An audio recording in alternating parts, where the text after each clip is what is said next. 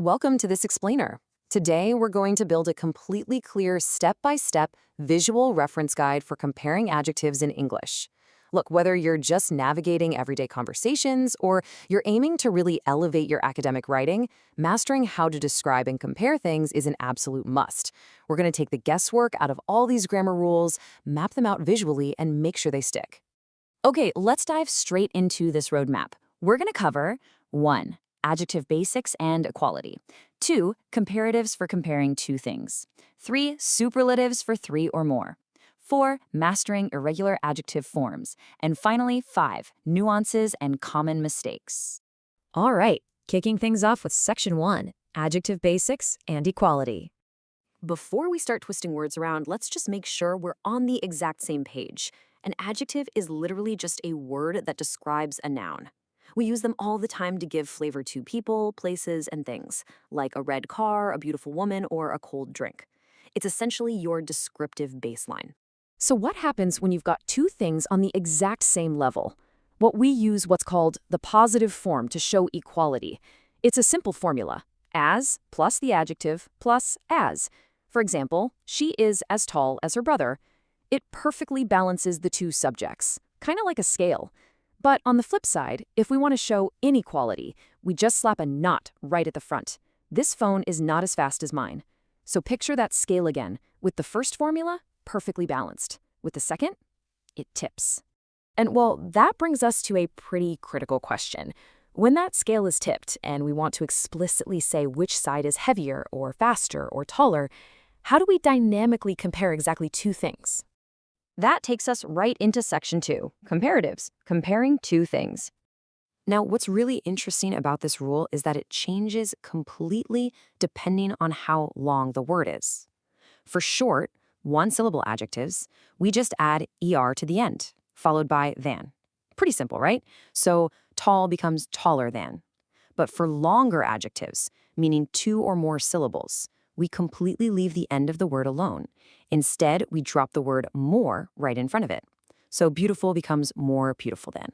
Now, for those short adjectives getting that ending, there are 3 quick spelling exceptions you'll want to mentally practice. Step 1, if the word already ends in an E, like large, just add an R to make it larger. Step 2, if it ends in a consonant-vowel consonant pattern, like big, you've got to double that final consonant before adding the so bigger gets 2 Gs. And step 3, if it ends in a Y, like happy, you just drop the Y, change it to an I, and add your to get happier.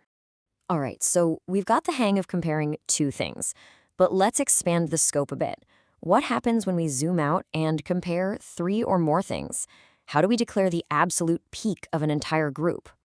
Welcome to Section 3, Superlatives, 3 or more. So the superlative form is what we use to show that something is the absolute most extreme in quality. And honestly, notice how similar this structure is to the comparatives we just talked about. For those short adjectives, we now use the plus the adjective plus est. Tall becomes the tallest. And yep, those exact same spelling rules for the E, the double consonant, and the Y still apply here too. Then, for long adjectives, we just use the most or the least in front of the word. So expensive simply becomes the most expensive. And this brilliantly illustrates how superlatives anchor to real-world context. Because they single out one extreme, we usually need to define the group it actually belongs to. So if you're talking about a place or an organization, use in, like the best student in the class. When you're talking about a time frame, use of, like the hottest day of the year. And super commonly, we pair superlatives with the present perfect tense to talk about our life experiences, like saying, that is the best film I've ever seen. So we've got a very solid logical system going here, right? But, come on, it's English. Grammar always loves a wild card. What happens if an adjective just doesn't follow the er or est rules at all? Let's find out in Section 4, Mastering Irregular Adjective Forms.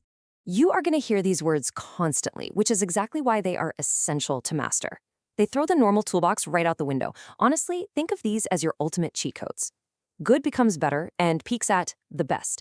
Bad becomes worse and hits absolute rock bottom at the worst. Far goes to farther or further and reaches the farthest or furthest. So the crucial takeaway here is that you simply have to lock these specific, irregular paths into your memory. You absolutely cannot say gooder or the baddest.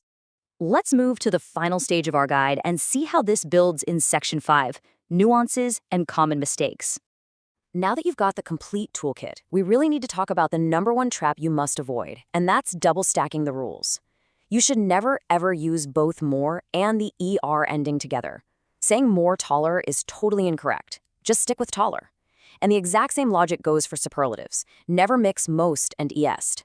The most nicest is a big no-no. It's simply the nicest. Basically, trust the single rule you applied. You don't need both. Now, here's a fantastic, slightly more advanced structure you can start using. It's called the double comparative. We can use two comparatives in a single sentence to show natural progression or correlation over time. The structure is the plus comparative, comma, the plus comparative. It's like that famous phrase, the older you get, the wiser you become, or the more you practice, the better your English will be. It's just a really beautiful way to show cause and effect. Okay, time for a very surprising twist. In highly formal English, the word most actually loses its superlative group power entirely. I know, right? Sometimes just placing most before an adjective simply means very. So if someone says, the book you lent me was most interesting, they're not necessarily saying it's the absolute #1 best book in the entire world. They're just saying it was very interesting. Or like, it was most generous of you to help.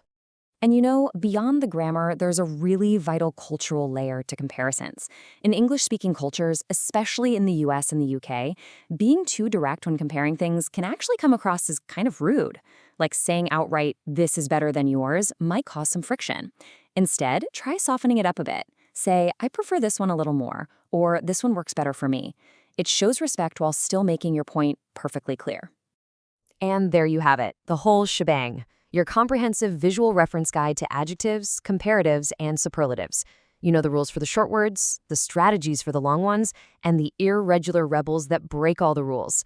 So, now that you have this complete toolkit firmly in your mind, what is the most fascinating thing you're going to describe today? Keep practicing. Apply these structures to your everyday conversations, and I promise, soon these patterns will feel completely natural. Thanks for joining me on this explainer.